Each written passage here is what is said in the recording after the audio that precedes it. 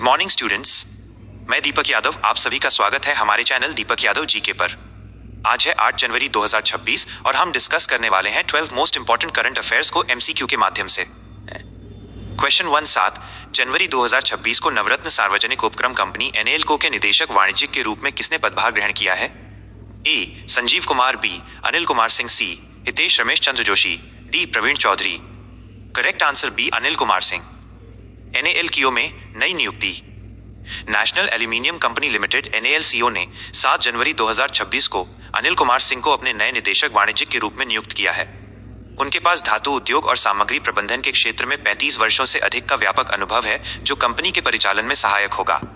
इससे पहले वो हिंदुस्तान कॉपर लिमिटेड में महाप्रबंधक के रूप में कार्यरत थे और अब वो 2028 तक नाल्को के वाणिज्यिक पोर्टफोलियो को संभालेंगे। क्वेश्चन 2 7 जनवरी 2026 को घोषित कलिंगा लिटरेरी अवार्ड इंटरनेशनल 2026 के लिए किस प्रसिद्ध अनुवादक को चुना गया है? A Ranjana Niraula, B Daisy Rockwell, C Gitanjali Shree, D Arundhati Roy. Correct answer B Daisy Rockwell. साहित्य पुरस्कार 2026। प्रसिद्ध अंतर्राष्ट्रीय अनुवादक डेजी रॉकवेल को 7 जनवरी 2026 को कलिंगा साहित्यिक पुरस्कार इंटरनेशनल के लिए नामित किया गया है। यह प्रतिष्ठित पुरस्कार उन्हें साहित्य और अनुवाद के क्षेत्र में उनके असाधारण वैश्विक योगदान के लिए भुवनेश्वर में आयोजित एक समारोह में प्रदान किया जाएगा।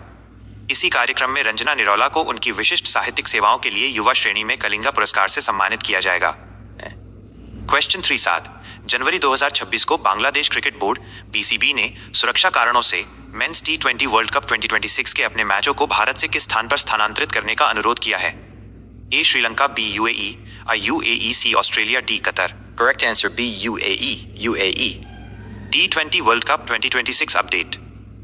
बांग्लादेश क्रिकेट बोर्ड ने 7 जनवरी 2026 को सुरक्षा चिंताओं का हवाला देते हुए अपने विश्व कप मैचों को भारत से यूएई ले जाने का औपचारिक अनुरोध किया है। भारत और श्रीलंका इस टूर्नामेंट के आधिकारिक संयुक्त मेजबान हैं, लेकिन पड़ोसी देश के खिलाड़ियों की सुरक्षा सुनिश्चित करने हेतु आईसीसी इस विकल्प पर विचार कर रहा है। Score update. T20 world cup 2026 का आयोजन फरवरी-मार्च में होना है, जिसमें बांग्लादेश अपने मैच शारजाह या दुबई में खेलना चाहता है। क्वेश्चन 4 7 जनवरी 2026 को भारतीय सेना इंडियन आर्मी ने आधुनिक युद्ध क्षमताओं को बढ़ाने के लिए किस नाम से एक नई ड्रोन फोर्स के गठन की घोषणा की है?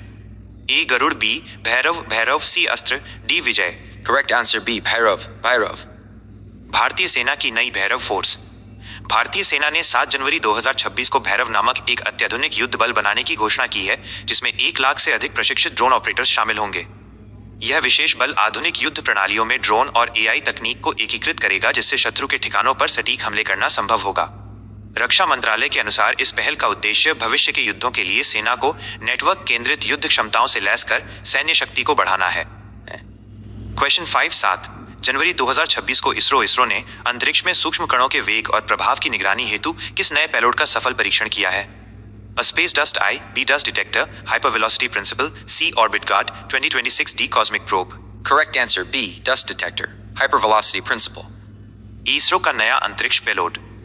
इसरो ने 7 जनवरी 2026 को हाइपर वेलोसिटी सिद्धांत पर आधारित एक उन्नत डस्ट डिटेक्टर का सफल कक्षीय परीक्षण पूरा करने की महत्वपूर्ण जानकारी साझा की है।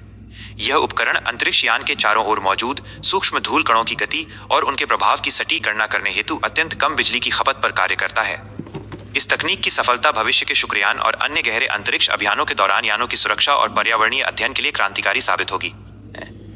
क्वेश्चन 6 7 जनवरी 2026 को आईडीएफसी फर्स्ट बैंक ने प्रीमियम ग्राहकों के लिए किस नाम से एक नया zero forex credit card launch किया है? A gold reserve, B diamond reserve, C platinum pro, D elite card. Correct answer B diamond reserve. Banking. नया premium credit card. IDFC first bank ने 7 जनवरी 2026 को अंतर्राष्ट्रीय यात्रियों के लिए विशेष zero forex diamond reserve credit card बाजार में पेश किया है। ये कार्ड विदेशी मुद्रा लेन देन पर शून्य शुल्क की सुविधा प्रदान करता है, जिससे विदेश यात्रा के दौरान ग्राहकों के वित्तीय खर्चों में काफी बचत होगी। बैंक ने इस प्रीमियम उत्पाद को अपने उच्च निवल मूल्य वाले ग्राहकों HNI को ध्यान में रखकर तैयार किया है, जिसमें हवाई अड्डा लाउंज और अन्य विशिष्ट सुविधाएं शामिल हैं।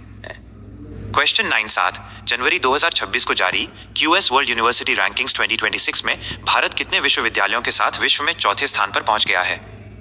ए 38 विश्वविद्यालय, बी 54 विश्वविद्यालय, सी 62 विश्वविद्यालय, डी 45 विश्वविद्यालय। करेक्ट आंसर बी 54 विश्वविद्यालय। QS World University Ranking 2026.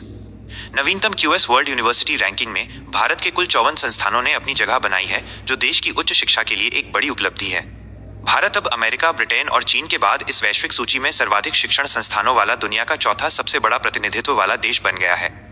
भारतीय संस्थानों में आईआईटी दिल्ली और आईआईटी बॉम्बे ने शीर्ष 150 में स्थान बरकरार रखते हुए अंतर्राष्ट्रीय स्तर पर अपनी शैक्षणिक गुणवत्ता को प्रमाणित किया है। क्वेश्चन 10 7 जनवरी 2026 को असम के राज्यपाल लक्ष्मण प्रसाद आचार्य ने बच्चों में मूल्य आधारित शिक्षा को बढ़ावा देने के लिए किस कार्यक्रम का उद्घाटन किया है?